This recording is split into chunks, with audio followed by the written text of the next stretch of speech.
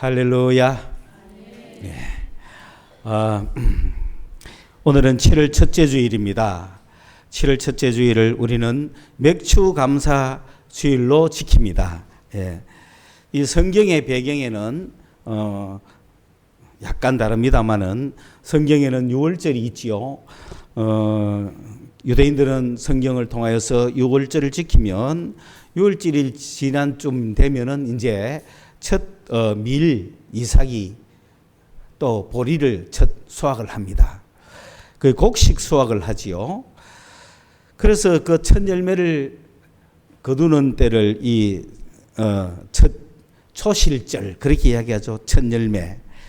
그 예수님께서는 첫 열매입니다. 부활의 첫 열매입니다. 그리고 예수와 함께 그 시대에 첫 열매로 수확된 자들이 있습니다. 그들을 가리켜 첫 열매라 그렇게 이야기합니다. 그때부터 이 오순절을 다시 말해서 77절 일주일을 7번 지내는 49일 동안 그리고 그 기간 안에 계속해서 추수를 합니다. 보리 추수를 합니다. 그러면은 오순절 50일이 되면은 이제 보리 수확을 마치는 대명절입니다. 그래서 그때를 오순절이라고 하죠. 그리고 77절이라고도 하고 그런데 이제 이 오순절 77절은 보리를 추수하기 때문에 맥추라 그러는 거예요. 그러니까 성경에 맥추절은 없어요. 그냥 오순절 77절이 있지. 그러니까 오순절 77절에 맥추를 다시 말하면 보리를 추수한다 이런 뜻입니다. 그런데 이제 보리를 추수하는 절기니까 맥추 절기다 말할 수는 있지만 이제 오순절이 바로 우리가 말하는 맥추절이죠. 그런데 이제 그 오순절이 지난 이후부터는 드디어 이 과일을 추수합니다. 그게 이제 수장절이죠. 연말까지 추수해가. 그래서 성경에는 보면은 크게 그들은 절기를 6월절을 지키고 오순절을 지키고 또 수장절을 지키는 겁니다. 초막절. 그렇게 3대 절기가 1년 중에 있습니다. 그런데 이 청교도들이 미국에 가면서 너무 감사해서 그 11월 달에 1년의 농사를 다 마치고 그 수확을 다 끝난 후에 하나님께 감사의 예배를 드린 것이 바로 추수감사주일이죠. 그 추수감사주일은 구약 성경으로 따지자면은 초막절 또는 이 수장절 그걸라고 말할 수는 있지만 꼭 같은 건 아니죠, 의미가. 그래서 청교도들이 이 미국에 가서 이제 이 1년 농사를 끝낸 후에 그 농사의 수확물을 주님 앞에 놓고 감사를 드린 것이 추수감사절. 그런데 이제 한국에는 어떻습니까? 우리나라는 보리고기라는 게 있었거든요. 그래서 5월달, 6월달이 지나면은 이 작년에 수확해 놓은 보리는 다 먹고 떨어지고 금년도 보리 추수 마칠 때까지 이게 이제 춘궁기가 시작이 되죠. 그러니 그 춘궁기를 잘 걷는 6월 말이 지나고 7월 첫 주일에 보리를 추수했다. 너무 감사하다. 그래서 맥추 감사 주일을 이거는 한국판입니다. 이거는 한국 거니까 성경이 있다고 하면 안 됩니다. 그 성경이 없는 거는 왜 지키느냐? 감사하잖아요. 우리나라는 추수감사절 때보다 교회는 맥추감사가 좀 그 어려운 고비를 지냈으니까. 그리고 지금 그러면 우리는 어떤 의미로 이것을 지킬 것인가? 왜? 요즘 우리가 보리추수 같은 거 안 하잖아요. 그 춘궁기도 별로 없잖아요. 그런데도 그럼 왜 지키느냐? 가만히 보니까 1월부터 6월까지 또 7월부터 12월까지 1년을 두 토막으로 나누면 전반기 후반기잖아요. 그러니까 우리가 1월 첫째 주일날 1월 1일날 감사함으로 주님 앞에서 출발했다면 7월 1일날 후반기를 출발하자. 그러니까 지난 반년을 돌아보며 새로운 남은 반년 후반전을 내가 어떻게 다시 한번 새로운 마음을 먹고 살 것인가. 그러한 의미로 그것을 우리 교회는 저는 중요하게 생각하기 때문에 맥주감사주일이라고 하는 거예요. 다른 교회는 안 할 수도 있습니다. 그러므로 오늘 맥주감사주일을 맞은 우리는 지난 6개월간의 삶을 돌아보면서 또 2023년이라고 하는 남은 1년 동안의 삶 중에 6개월의 마지막 후반기를 우리가 어떻게 하면 또 승리하는 인생의 삶을 살 수 있을까 새롭게 자기를 돌아보고 하나님께 결단하고 헌신하며 또 하나님께 더 가까이 가는 방법으로 감사의 예물을 드리는 거죠. 그러니까 여러분, 감사의 예물이라는 것은 하나님과 가까이 가는 정도입니다. 그거 누가 강요 안 해요. 그래서 누구는 하나님과 굉장히 가까이 갔구나. 누구는 아직도 하나님하고는 많이 멀구나. 우리 그렇게 생각하는 것이지, 교회에서 막 목사님이 불을 켜고 뭘 해야 축복받느니 이런 이야기를 안 합니다. 축복은 받았어요, 이미 여러분은. 얼마나 하나님과 더 가까이 가는 삶을 내가 살 것인가. 그런 것들이 우리에게 놓여 있는 겁니다. 그래서 이 후반기를 승리하는 방법은 무엇이냐?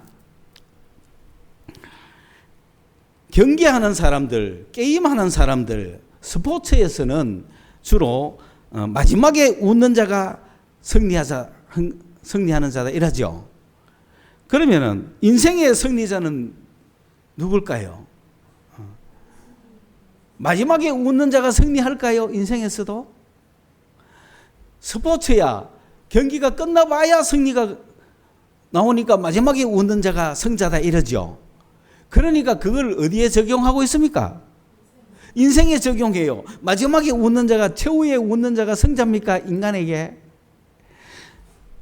인생에서는 누가 승리자냐? 자주 웃는 자가 승리자라는 거예요. 수시로 웃는 자가 승리자랍니다. 틈날 때마다 웃는 자가 승리자라. 순간순간 행복한 사람이 승리자라. 오늘을 즐겨라. 여러분, 그래 인상 쓰고 평생 살다가 89에 죽을 때 헤헤 웃었다 승리자입니까? 경기하는 것을 이어 적용하지 말자. 우리는 후반기를 어떻게 살까? 12월 연말에 가고 웃지 말고 자주 웃자. 예, 자주. 이걸 누가 이야기한 줄 아십니까? 92세의 할머니가 이야기한 거예요. 이름은 몰라. 명언이라. 92세의 할머니. 인생에서는 자주 웃는 자가 승리자다. 그러므로 여러분, 우리가 이제 2023년도를 승리의 삶으로 살기 위해서는 남은 7월 달부터 주일로 치면은 26주가 있습니다. 이 26주를 승리로 한번 이끌어갈 수 있어야 되는 거예요. 오늘 그게 첫 주잖아요. 그러면 오늘 끝나면 25개 남았어요. 주일을 중심으로 역사를 일으켜야 됩니다. 성도 여러분들은 주일을 중심으로 역사를 일으켜야 돼요. 모든 역사는 한 주간에 일어나는 거예요. 그러므로 오늘 이 주일에는 무슨 말씀을 들어가지고 또 남은 다음 주 한 주간까지 이 땅에 나가서 살면서 내가 역사를 일으킬 것인가, 그런 기대를 가지고 오늘 말씀을 듣는 것입니다. 지난주에 우리는 이 예수 믿고 살아가는 그리스도인들에게 가장 중요한 것은 믿음이라고 했어요. 그런데 그 믿음은 큰 믿음이 있고 죽은 믿음이 있고 약한 믿음이 있고 또 믿음 없는 자도 있고 의심하는 자도 있고 참 믿음의 세계가 다양하다 하는 것을 봤습니다. 그러므로 우리는 예수를 믿고 살아가는 동안에 항상 믿음을 키우자. 내 믿음을 점검하자. 내 믿음이 어느 만큼인가를 점검하자. 예수님은 유대인 가운데서는 이만한 믿음을 받아보지 못했다라고 말하잖아요. 주님은 믿음을 칭찬한 사람들이 몇 사람 있어요. 큰 믿음을 가졌구나. 베드로가 무리를 걸었지만은 예수님은 베드로의 믿음을 칭찬하지 않았습니다. 왜 의심하였느냐라고 말합니다. 제자들보다도 이방인들이 믿음이 더 컸어요. 오늘 우리는 주님을 향한 믿음을 가져야 됩니다. 믿는 자에게는 능치 못할 것이 없다고 말했습니다. 내가 주님을 믿으면 주님은 뭐든지 역사하는 거예요. 그런데 이것이 인간에게 내 믿음으로 적용해가 긍정적인 마인드, 적극적인 사고방식, 이걸로 뭘 이룰 수 있다. 이룰 수도 분명히 있는 것도 많을 겁니다. 그러나 주님을 믿는 믿음, 그래서 주님이 하시는 거하고는 차원이 다를 거예요. 그거는. 그러므로 우리는 이 세상에서도 긍정적이고 적극적인 사고방식을 가지는 것도 중요하지만 내가 부정적이든 내가 소극적이든 그거와 상관없이 예수님을 믿는 믿음이 중요한 거예요. 그래서 나는 예수님을 향한 믿음이 어느 만큼인가 자꾸 점검해 보시라는 거예요. 그래서 나는 믿음이 요만한데 믿음이 이만한 사람 거를 보고 부러워만 하고 있지 말고, 나는 믿음이 요만하면서 믿음이 이만한 사람 거를 갖고 비교를 하면서 왜 나는 안 주느냐고 더 믿음을 까먹지 말고, 내가 주님 앞에 나는 믿음의 분량이 어느 만큼인가 자기를 점검해서 주여 나도 이 믿음을 크게 가지게 해 주십시오, 큰 믿음 주십시오 라고 그렇게 기도해 가셔야 되는 거예요.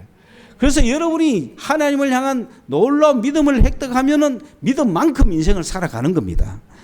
이 이야기를 지난 시간에 여러분과 나누었습니다. 그러므로 우리가 이 세상의 사람들을 변화시키는 것을 봤을 때 이 믿음이라는 것은 사랑을 많이 해준다고 크는 게 아니더라고요. 우리는 사랑을 많이 해주면은 쭉쭉쭉쭉쭉 자라는 것 같지만 여러분, 사랑을 먹고 자랍니까? 착각인 거예요. 부모가 아이를 사랑하죠. 사랑으로 크죠. 그런데 크는 거는 뭐가 커요? 사랑으로 큽니까? 사랑 먹고 큽니까? 아니죠? 뭐 먹고 커요? 밥 먹고 크잖아요. 착각하지 말아요. 우리는 사랑해 줄 뿐이에요. 우리 하율이가 얼마나 컸어요? 그런데 사랑으로 컸죠? 사랑조가 컸어요? 아니잖아요. 크고 있는 아이를 사랑할 뿐인 거지. 우리는 한 사람을 평생 늘 사랑할 뿐인 거지, 사랑이 그 사람을 변화시킨다거나 사랑이 그 사람을 자라게 하는 거 착각하지 말라는 거예요. 뭐 먹고 컸어요? 하율이 사랑한다고 사랑만 딜딱하고 밥 안 줘봐요. 이미 죽었어요. 빼빼 말라 죽은 거야. 안 자라는 거죠. 젖을 먹고 자라고, 밥을 먹고 자라고, 우유 먹고 자라고, 빵 먹고 자라고. 그러므로 믿음도 먹어야 자라는 거예요. 사랑이야 처음 오는 애부터 어른까지 다 사랑해 줄 수 있죠. 그러나 사랑만 받고 있으면 됩니까? 뭘 먹어야 되죠? 말씀을 먹어야, 밥을 먹어야, 양식을 먹어야 성장할 거 아니에요. 그런데 사랑만 자꾸 해주는 사람은, 먹지를 않는 사람은, 사랑만 받고 먹지를 안 하는 사람은 어린아이. 늘 그 모양이라. 그러면은 갖다 버려야 됩니다. 1년이 지나도 안 자라는 애들은 갖다 버려야 됩니다.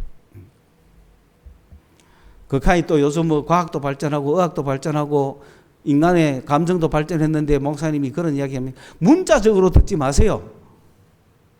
문자적으로 뭐 사람이 그럴 수 있니, 잘못됐니, 그런 말 하지 마시고 말을 알아들으셔야 됩니다. 교회도 마찬가지입니다. 사랑만 자꾸 받고 안 잡고 양식을 안 먹는 애들은 의해야 돼요. 미깁니다. 안 먹으면 때리 패야 됩니다. 때리 패도 안 먹으면 쫓아내야 됩니다. 교회는 그런 생명력이 있는 곳이지 무슨 인간적인 집단이 아닙니다. 여러분도 모르게 열심히 양식을 먹는 거예요. 최소한 양식을 먹는 방법이 주일날 와서 예배 드리면서 말씀 듣는 거 아닙니까? 그래서 예배를 통하여서 여러분이 성장하는지 안 하는지를 보고 있는 거예요. 열심히. 그래서 나중에는 상정한 사람이 되면, 믿음의 사람이 되면은 온갖 큰 일을 다 하는 거예요. 그래서 우리 교회도 지금 20년이 됐거든요. 이제는 장성한 교회가 됐다는 겁니다. 그러므로 사랑이 사람을 변화시키는 것이 아니고 말씀이 사람을 변화시켰다는 걸 아시고, 진정으로 여러분이 누구를 사랑한다면 말씀을 주십시오.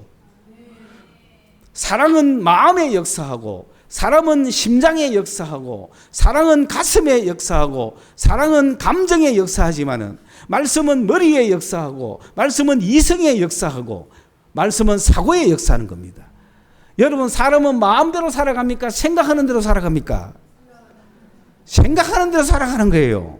그렇기 때문에 이 생각을 변화시켜야 되는 거예요. 이 생각을 바꾸는 것이 말씀이라는 거예요. 그리고 마음은 상처를 입죠. 마음은 고쳐야 되는 거예요. 생각은 바꾸어야 되는 거고. 그러므로 여러분, 사람이 생각이 바뀌기 시작하면 상처 입은 마음도 고치는 거예요. 그런데 마음을 아무리 고쳐놔도 생각이 안 바뀌면 또 마음은 상처를 받아요. 그러므로 생각을 바꿔야만 결국 뭐도 고친다? 마음도 고치는 거예요. 그렇기 때문에 말씀으로부터 변화시키는 겁니다. 말씀에 순종하느냐 안 하느냐, 거기에서 우리 인생은 달려있는 거예요. 그러므로 사랑은 가슴으로 가고 말씀은 머리로 간다. 사랑하는 여러분, 그러면 누가 말씀을 듣게 되느냐? 사랑받은 사람이 듣게 되거든요. 그래서 뭘 해줘라? 사랑해줘라는 거예요. 그 사람이 말씀을 듣게 하기 위해서 뭘 해준다? 사랑해주는 거예요. 사랑을 해줬거들랑 뭘 잡아여라? 말씀을 잡아야 돼요. 그러면은 이런 믿음의 세계가 시작이 될 텐데, 이 믿음의 세계에서 알아야 할 것이 있습니다. 그게 뭐냐? 이 믿음의 세계라는 것은 말씀의 세계인데, 이 말씀은 내 이성으로 들어오는데, 내 이성은, 이게 이성이라는 건 뭐냐면은 내가 생각하는 겁니다. 그러므로 이성은 자꾸 논리적으로 생각하려고 그래요. 그러다 보니까 내 이성을 초월하는 것에 대해서는 잘 믿음이 안 갑니다. 그런데 내 이성을 초월하는 믿음의 세계가 있습니다. 우리가 상식으로 생각하고 이성으로 생각할 것 같으면 굳이 믿음이 왜 필요하겠습니까? 그러나 믿음의 세계는 내 이성을 초월하는 세계가 있어요. 내 이성으로는 이해 안 되는 세계가 있어요. 그런 이성을 초월하는 것이 믿음이며, 이 믿음의 세계가 우리에게 있다는 것을 여러분이 알아야 될까요? 몰라야 될까요? 알아야 되죠. 그게 바로 신령한 거거든요. 내 이성을 초월하는 세계, 내 이성을 초월해서 존재하고 있는 세계, 그게 믿음의 세계입니다. 그 믿음의 세계, 그 믿음의 세계에 영적인 세계가 있습니다. 그 영적인 것을 우리나라 말로는 신령하다, 그렇게 이야기하는 거예요. 그러므로 신령한 것에 대해서 알아야 되나 몰라야 되나? 믿음의 세계에서는 신령한 것에 대해서 아셔야 돼요. 우리나라에서는 신령하다는 말은 영적이다는 거고, 우리나라에서 영적인 것은 무당이죠, 무당. 무당의 세계는 이성을 초월하잖아요. 그러니까 어떤 사람은 그걸 미신이기 때문에 무시하기도 하고, 그러나 믿음의 세계에서는 신령한 세계가 있는 거예요. 믿음의 세계도 신령한 세계거든요. 그렇기 때문에 이 신령한 것에 대해서는 너희가 알지 못하기를 원하지 아니하노니, 왜 이렇게 계속 부정법을 씁니까? 반어법을. 그 결국 무슨 소리야? 알아라는 얘기잖아요. 이거 해석 못하면 헷갈리가? 신령한 것에 대해서는 나는 너희가 알지 못하기를 원한다. 또는 원하지 아니하노라. 이카이 한국말로 무슨 말인지 몰라가 헷갈리면 안 됩니다. 이건 굉장한 반어법이죠. 뭡니까? 단절히 뭐 하기를 바란다는 거죠. 신령한 것에 대해서 여러분이 알기를 원한다는 거예요. 오늘 그것에 대해서 저도 알려주는 거예요. 무당을 알기를 원하는 게 아닙니다. 우리는 무당도 알아야 됩니다. 무당의 세계도 알아야 되지만은 그것들하고는 차원이 다른 믿음의 세계, 차원이 다른 교회가 말하는 신령한 세계를 알아야 됩니다. 그거를 잘 모르면 교회가 무당 짓을 하는 겁니다. 그리고 신령한 세계만 아는 게 아니라 신령한 세계를 알고 나면 무당의 세계도 환히 알아요, 우리는. 그러므로 저거는 무당 짓거리구나, 저는 신이 잡신이구나, 바로 알아버리는 겁니다. 그렇기 때문에 우리가 신령한 것에 대해서 모르면 세상 사람들은 이성으로 아이고 시시하다, 무당 저런 거 시시하다 그렇게 말하지만은 급하거나 위기가 오거나 문제가 있을 때는 신령한 거한테 달려가잖아요. 아무리 철학 박사라도 달려갑니다. 막 사주팔자 보고. 왜? 신령한 것이 내 이성보다 더 높기 때문에. 그런데 적어도 예수 믿는 사람들은 안 가죠. 왜? 믿는 자들은 그런 거 안 믿으니까. 그런데 그렇다면 믿는 자의 세계는 그런 게 없느냐? 믿는 자의 세계도 그런 게 풍성하게 있다는 겁니다. 그러면 우리는 무속의 세계를 알기를 원합니까? 아예 모르기를 원합니까? 믿음의 세계에 있는 것을 알기를 원합니까? 오늘 우리 교회는 믿음의 세계에 있는 것을 알아서 우리 교회가 새로운 능력의 교회로 나가자 이 말입니다. 여러분 한 개인이 능력의 그리스도인이 되시라 이 말입니다. 그렇잖아요. 여러분이 무당과는 상대가 안 되는 하나님의 영을 받은 사람으로서 세상에 나가서 능력을 발휘한다면 얼마나 좋겠어요. 네. 그러므로 우리는 이거에 대해서 알아야만 믿음의 세계에서 그리스도인들이 능력을 발휘할 수가 있다. 교회가 능력을 나타내야 되는 시기가 지금입니다. 사실 1930년대나 40년대나 70년대까지라도 우리나라는 말씀으로 교회가 굳이 이런 능력을 안 보여줘도 주님의 말씀으로도 충분히 은혜 받고 중생하고 새 사람이 되고 과학적으로 이성적으로 똑똑한 사람이 돼가지고 미신을 타파하고 엉뚱한 거 믿지 아니하고 이상한 거 믿지 아니하고 말씀을 똑바로 믿어가 올바로 생활하기 때문에 우리나라가 이런 선진국이 된 거 아닙니까? 그런데 지금은 어때요? 그런 말씀으로 갖고 이성과 어떤 풍부한 그런 인문학을 제공한다고 지금 달라집니까? 안 달라지죠? 왜? 세상은 인문학으로 더 충분합니다. 교회가 굳이 인문학을 안 가르쳐줘도 세상이 인문학으로 똑똑해져 있어요. 그리고 그 인문학 갖고 또 완전히 해결이 안 되기 때문에 인문학 중에서도 특강을 찾아다니고 일타 강사를 찾아다니고 무슨 인생의 멘토를 찾아다니고 무슨 강연을 찾아다니면서 인생이 왜 사는지 뭐 때문에 사는지 알고 싶어가 눈 초롱초롱해가 갔다 오면은 극하고 있는 시대에 교회를 한 가보니까 교회는 뭐 능력이 없어 재미도 없고 뭐 하는지 몰라. 이럴 때 교회는 어떻게 됩니까? 말씀을 가지고 있는 교회가 그런 영적 세계를 그들에게 보여주면 되잖아요. 그런 사람들 앞에가 모르겠어요. 요새 무당은 아예 강연자로 안 부르니까. 또 무당도 그런 데 나서지는 않습니다. 왜? 지식이 없으니까. 지는 신이 와야 이야기를 하는데 신이 언제 옵니까? 지 마음대로 못 오거든요. 그 강연 다 잡아놨는데 올라가는데 신이 안 오면 할 말이 있나?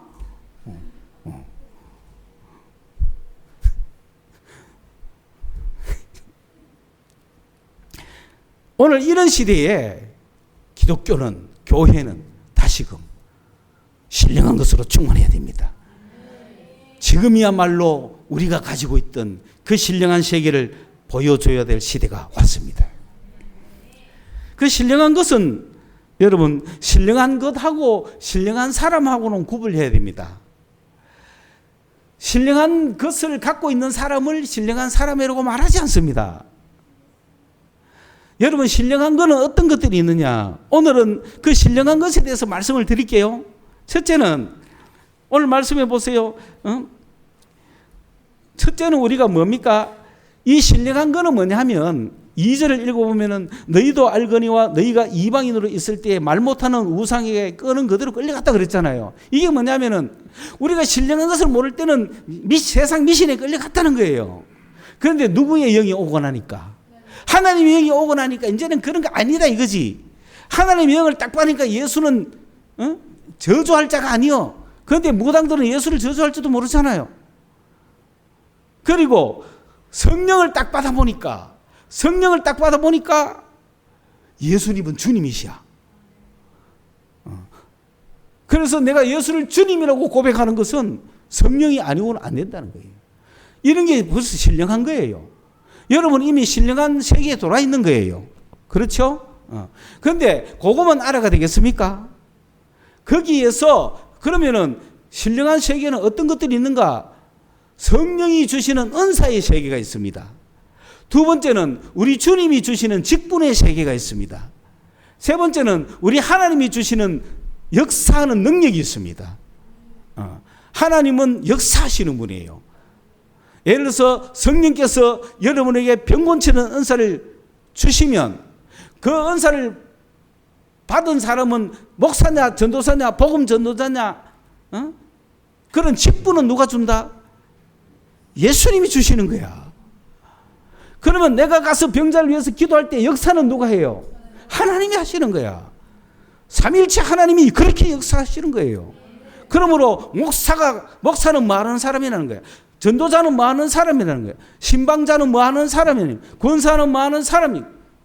복음 전파자는 뭐 하는 사람이냐. 그 직임은 누가 준다? 예수님이 주시는 거야. 예수님이. 여러분 나를 목사하라고 누가 맡겼을까요? 예수님이 맡기신 거야. 그러면 목사 보고 병 고치는 은사를 줘가지고 병자들을 고치게 할 수 있죠. 그러므로 은사와 직임과 역사하는 거 구분하셔야 되는 거예요. 여러분 어떤 직임을 가졌습니까? 찬양의 직임을 가졌습니까? 그러면은 주님 성령께서 어떤 능력 행함의 은사를 주는 거야. 그러면은 내가 능력을 받아가 뭐 할 때 찬양할 때 역사는 누가 해? 하나님이 하시는 거야.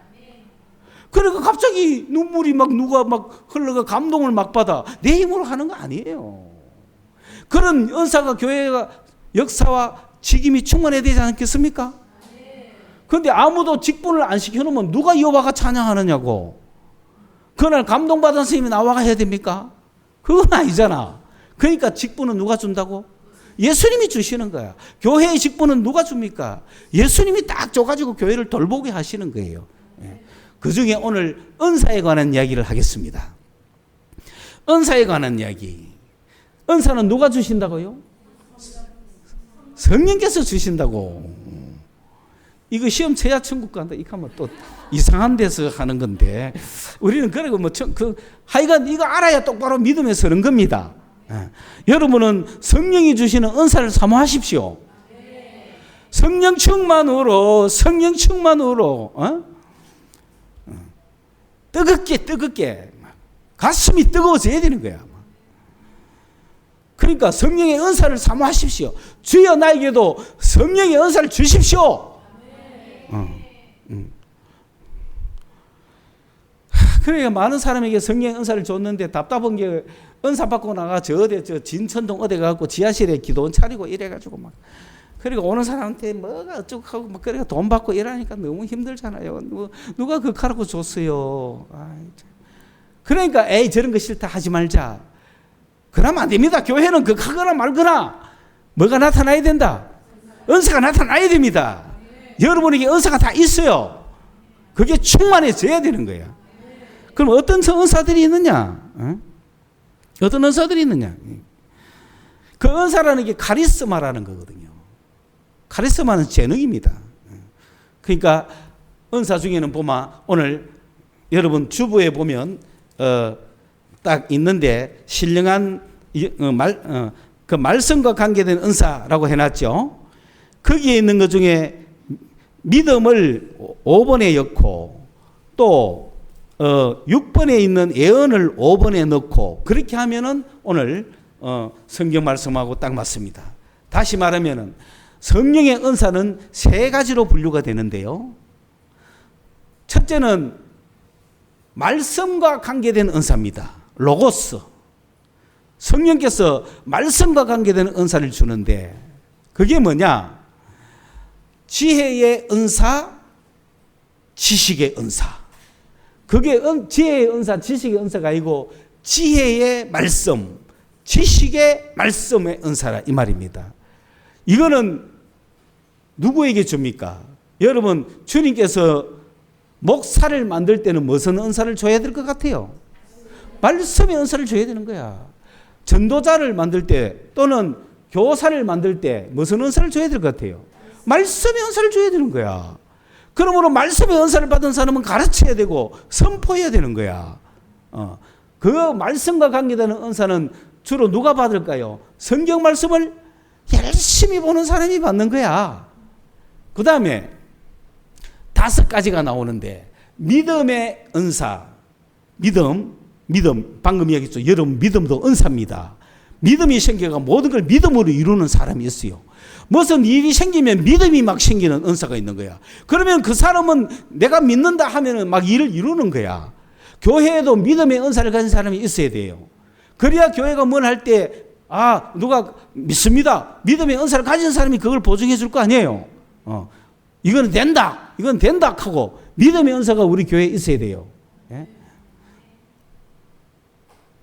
원래 여름에 수련회를 하는데 10명 올까 20명 올까, 그러면 장소를 뭘 구할까 할 때 믿음의 은사가 있는 사람이 있어야 20명 하고 10명 켜줘야 그렇게 추진할 거 아닙니까? 그런 은사들을 많이 받아보라고 요번에 하는 거야. 그게 믿음의 은사라. 목사님 믿으십니다. 왜? 그 사람은 무슨 은사를 가졌어? 믿음의 은사를 가진 거야. 목사는 못 믿어가지고 막 건축하려고 막 건축해야 되나 말아야 되나 하는데, 목사님 합시다. 믿으십니다. 믿음의 은사가 있어야 교회가 팍팍 나갈 거 아닙니까? 그래. 그렇죠? 그 다음에 믿음의 은사가 있는가 하면은 그와 같은 것은, 그 다음 두 번째로 바로 병 고침의 은사가 있어요. 내가 저 사람을 위해서 기도만 하면 병 확 낫겠다는 믿음이 생기잖아요. 그 믿음의 은사를 가진 사람이 주로 뭘 할까요? 병 고칠 수 있는 거야. 그러면은 내가 병 고치는 은사가 막 나에게 나타나면 또 다른 사람한테는 믿음의 은사를 줘야 돼. 그러니까 막 따라와야 돼. 그런 은사들이 여러분에게 막 나타나야 됩니다.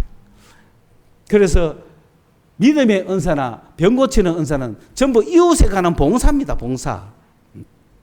또 병만 고칩니까? 병 고치거나 또 무슨 은사가 있느냐면은 예언의 은사가 거기 있는 겁니다. 그러니까 예언을 겉으로 올리라는 겁니다. 예언의 은사는 뭐냐면은 그 사람을 위해서 기도하다가 보니까 그 사람이 어디로 가야 될지, 무엇을 해야 될지, 왜 살아야 될지, 어떻게 살아야 될지를 막 나오는 거예요. 그게 예언의 은사예요. 그래서 한 성도들의 덕을 세워가지고 인생이 어떻게 살아갈지를 잘 가르쳐주는 은사. 그러니까 이 사람은, 예언의 은사를 가진 사람은 남을 위해서 기도를 많이 하는 사람이라. 그러니까 저 사람을 위해서 기도를 막 해보니까 그 사람의 상태도 보이고, 그 사람이 어디로 가야 될지도 보이고, 그 사람이 뭘 해야 될지도 보이고, 그래서 막 말이 나가는 거예요. 좋지 않아요? 교회가 그런 능력이 있어야 되지. 그래야 지금 먼데 산을 보고 있는 사람들에게 가가 정신 똑바로 차리라 하지. 지금 예배 드리는 순간에도 여러분 마음 한쪽 구석에 걱정이 딴 데 가 있는 사람이 지금 막 보이잖아. 주님께 집중하라고. 모든 문제를 주님께 맡기라 이 말이야. 막 맡겼는데 와. 그러면 또 맡기고 또 와. 또 맡기고 또 한 서너 번만 맡기면 안 와요. 놀라운 역사가 교회 안에는 있어요.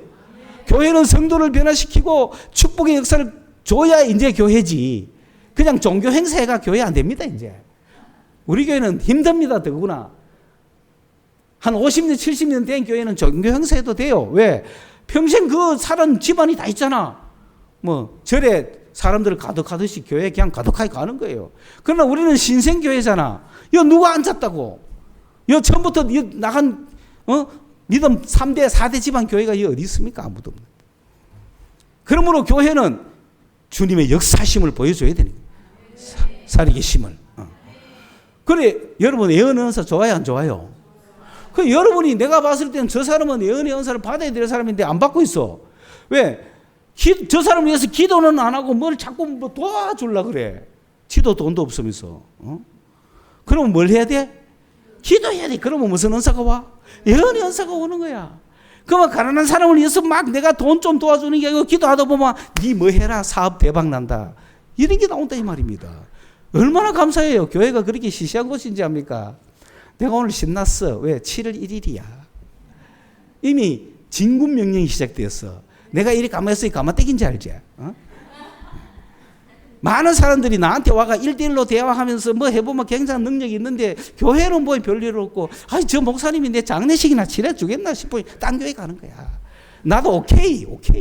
니한테 절대로 능력 안 보여준다. 들키면 큰일 난다. 내가 그래 살아왔어요. 40년을. 근데 이제 7월 1일이야. 끝났어 이제. 이제는 내 능력 발견하고 와봤자 내가 검사해. 내가. 네 올 수 있는 자격이 있는지 없는지. 우리는 다 자격 심사회가 받아줄 거예요. 이제부터는. 우리 교회는 뭐가 나타날 거니까. 능력이 나타날 거니까. 할렐루야. 그런데 능력도 없는데 앉아 계시는 여러분은 얼마나 대단하냐고. 내가 능력 보여준 것도 없는데 뭘 보고 여기 앉아 있는데 나 이해가 안 되는 거예요. 그러니까 주님이 보여주신 분들이다. 주님이 보내주신 분들이다. 목발을 불구하고 보내주신 분들이다. 감사하죠. 그러면 여러분께서 주님이 여러분을 향한 뭔가 있다는 거 아닙니까? 이제부터는 여러분이 주님을 향한 뭔가를 보여줬기 때문에 이제는 주님이 여러분을 향한 뭔가를 보여주는 거야. 그러므로 나는 무슨 은사가 하나님이 주실 것 같은지 마음으로 기대하시라고. 그다음 무슨 은사죠? 능력 행함이야. 이게 그거야. 꽃꽂이도 뭐가 있어야 한다? 능력이 있어야 하는 거야. 이거 아무나 못해요. 찬양. 능력이 있어야 하는 거야. 교회 일은 모두 다 뭘 받아서 한다? 주님의 능력 받아가 하고 교회 일뿐만 아니라 세상에 나가서도 능력이 넘치는 거예요. 다른 사람들이 안 된다는 거 그리스도인들은 해내는 거야. 그게 능력이에요. 능력. 대한민국이 지금 세계 10대 강국으로 올라선 것은 기적 아닙니까? 그 기적은 누가 행했어요? 그리스도인들이 주님의 능력으로 행한 거예요. 이거는. 그걸 우연히 됐다고 생각하지 마세요. 왜? 그때는 국가를 위해서 기도했거든요. 지금은 이제 교회가 뭘 위해 기도해야 되겠습니까? 통일을 위해서 기도해야 되는 거예요. 하나님의 능력으로 역사가 일어날 거라고. 이런 이야기 저런 이야기 하면 시간이 많이 걸리겠지만 독일 통일도 우연히 온 거 아닙니까? 그런데 우연이 어디 있습니까? 우리는 우리 교회의 최대 가업 민족의 통일. 그 통일의 역사를 위해서 교회는 지금 기도해야 되는 겁니다. 교회는 세계 2대 강대국을 위해서 기도하기보다는 통일을 위해서 기도하셔야 됩니다. 하나님의 능력이 나타날 것입니다. 그 다음에 마지막으로 5번째 영분별이 있어야 됩니다.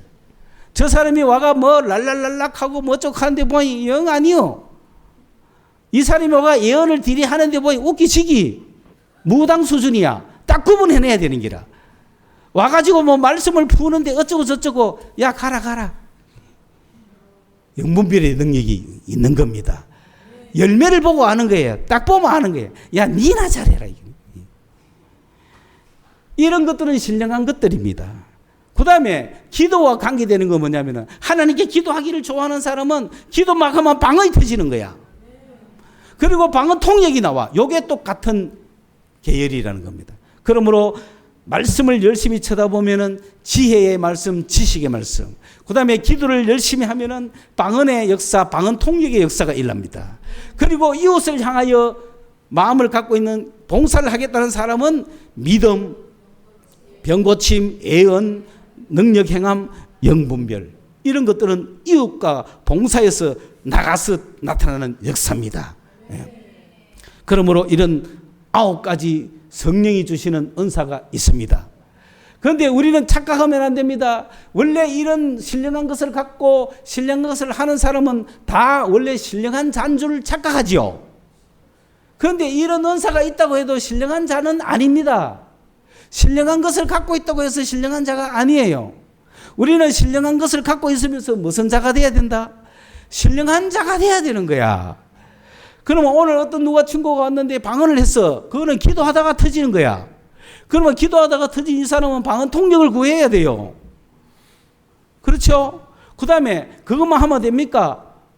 자기가 기도하기 위해서 받은 거지만 봉사를 하거나 뭘 해야 되잖아요. 주님이 맡기시는 직임을 위해서 말씀도 읽어야 될 거 아니에요.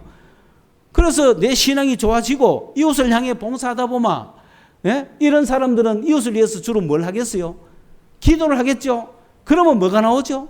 예언이 나오는 거예요. 그래서 예언으로 이 역사가 일어나는 거예요.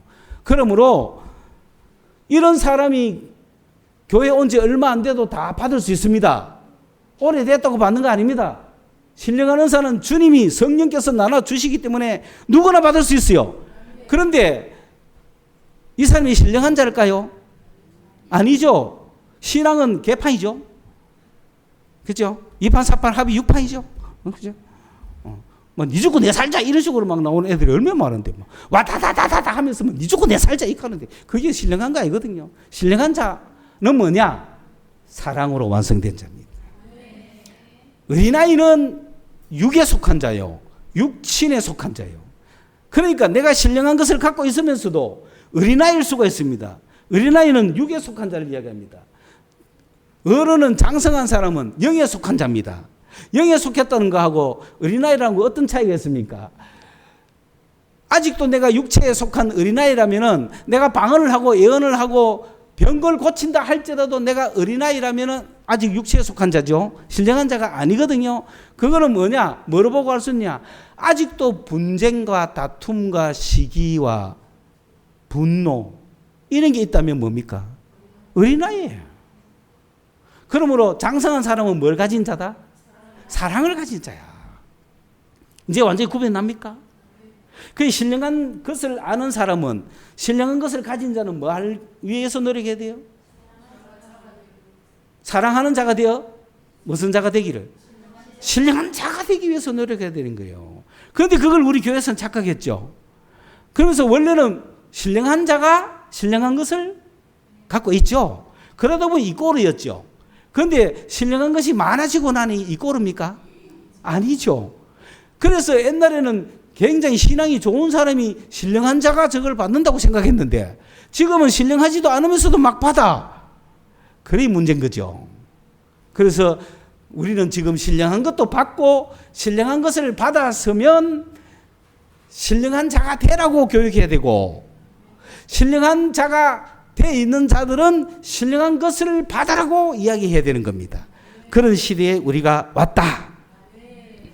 그러므로 이제 정말 우리가 이런 성령의 충만함으로 믿음으로 기도할 때 반드시 능력이 나타나고 하나님의 역사심이 나타날 텐데 21세기 우리 교회는 이런 것을 보여주는 교회가 되어야 한다.